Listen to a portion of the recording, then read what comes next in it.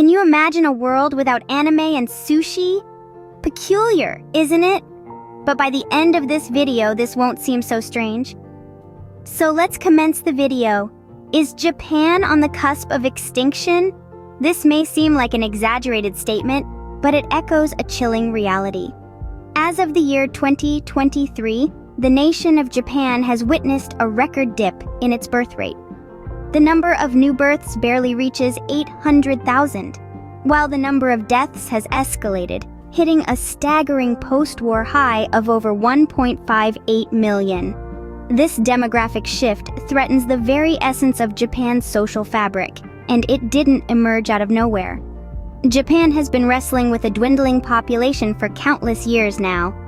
The fertility rate, a pivotal measure of population growth, languishes at an alarmingly low 1.3, sharply contrasting the replacement rate of 2.1. This implies that for every 2 adults in Japan, there's barely more than 1 child being born. Now consider a comparison with nations like India, where the fertility rate registers at 2.2, or the United States, where it stands at 1.7. The grim gravity of Japan's predicament becomes sharply evident. In light of these statistics, Japan's looming extinction doesn't seem so far-fetched after all, does it? Prime Minister Fumio Kishida is all too aware of this crisis. This looming issue in Japan is the result of a dwindling birth rate and an aging populace, making the stability of societal operations a worrying concern. Efforts have been made by the government to counteract this problem. They've launched a new agency and amplified funding for child-oriented schemes. However, these measures have yet to bring about a significant shift.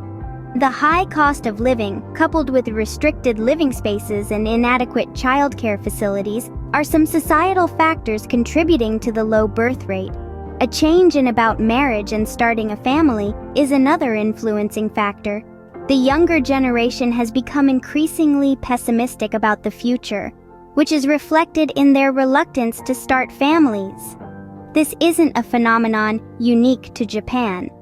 Other East Asian countries like South Korea and China are witnessing similar trends. To sum up, Japan is grappling with a demographic crisis. The country's birth rate is at a historic low, while the number of senior citizens is increasing.